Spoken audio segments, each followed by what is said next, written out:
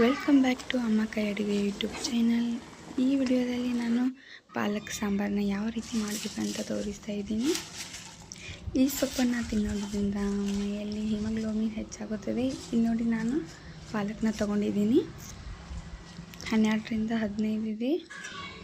1 ಕಪ್ನಷ್ಟು ತೊಗರಿ ಬೇಳೆನ ತೊಗೊಂಡ್ಬಿಟ್ಟು, ಬೆಳ್ಳುಳ್ಳಿ ಇಲ್ಲಿ ನೋಡಿ ಸಣ್ಣದಾಗಿ ಇದನ್ನು ಕಟ್ ಮಾಡ್ಕೊಂಡಿದ್ದೀನಿ. ಪಾಲಕ್ನ ಒಂದು ಕುಕ್ಕರ್ನಲ್ಲಿ ತೊಗರಿ ಬೇಳೆನ ಹಾಕಿಬಿಟ್ಟು ಇದನ್ನು ಚೆನ್ನಾಗಿ ವಾಶ್ ಮಾಡಬೇಕು. ವಾಶ್ ಮಾಡಿದ ಮೇಲೆ ಈ ಕಟ್ ಮಾಡಿರುವ ಸೊಪ್ಪನ್ನು ಇದು ಕೂಡ 2ರಿಂದ 3 ನೀರಿನಲ್ಲಿ ವಾಶ್ ಮಾಡಬೇಕು. ವಾಶ್ ಮಾಡಿಬಿಟ್ಟು ಇದು ಒಂದು ಕುಕ್ಕರ್ಗೆ ಆ್ಯಡ್ ಮಾಡ್ತಾಯಿದ್ದೀನಿ.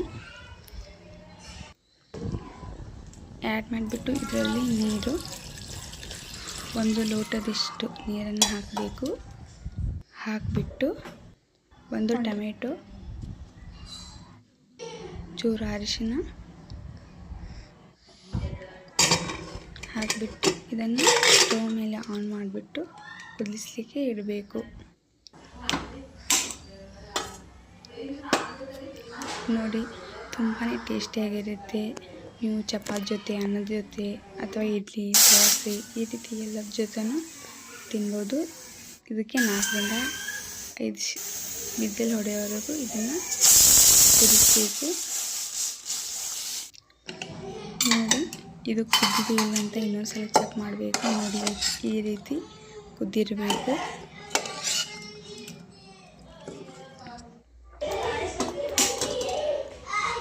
ಒಂದು ಪಾನ್ಗೆ ಸ್ಟವ್ ಆನ್ ಮಾಡಬೇಕು. ಆನ್ ಮಾಡಿಬಿಟ್ಟು 2 ಸ್ಪೂನಷ್ಟು ಎಣ್ಣೆ ಹಾಕಿಬಿಟ್ಟು ಅದರೊಳಗೆ ಬೆಳ್ಳುಳ್ಳಿ,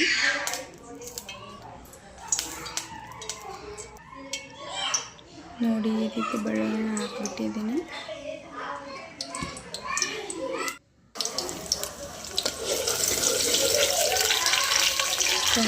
ಎಣ್ಣೆಯಲ್ಲಿ ಚಟಪಟ ಅಂತ ಇರಬೇಕು.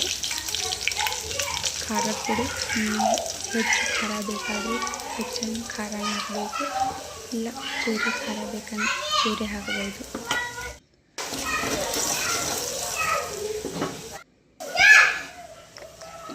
ಕುದ್ದಿರೋ ನೀರನ್ನು ಹಾಕಿಬಿಟ್ಟು ಈ ಪಾಲಕ್, ತೊಗರಿಬೇಳೆ, ಟೊಮೆಟೊ ಈ ಹಾಕಿರ್ತೀವಲ್ಲ, ಈ ಹಾಕಿಬಿಟ್ಟು ಇದು ನೋಡಿ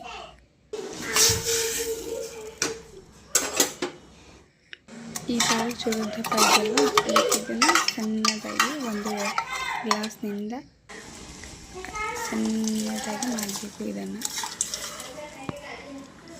ಅದರೊಳಗೆ ಇದು ಹಾಕಿಬಿಟ್ಟು ಇದನ್ನು ಕುದಿಸಬೇಕು. ನೋಡಿ, ಇದೊಂದು ಚೂರು ತಿಳುವ ಅನ್ನಿಸ್ತಾ ಇದೆ. ರುಚಿಗೆ ತಕ್ಕಷ್ಟು ಉಪ್ಪು,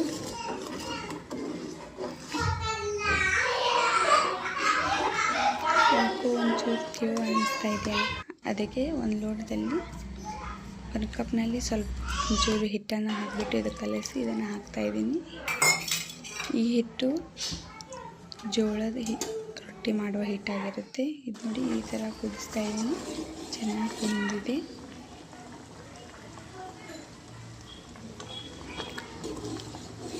ಈ ವಿಡಿಯೋ ಇಷ್ಟ ಆದರೆ ನಿಮಗೆ ಲೈಕ್, ಶೇರ್, ಸಬ್ಸ್ಕ್ರೈಬ್ ಮಾಡಿ. Thank you for watching. Next ಯಾವ ವಿಡಿಯೋ ಬೇಕು ಅಂತ ಕಮೆಂಟ್ ಮಾಡಿ.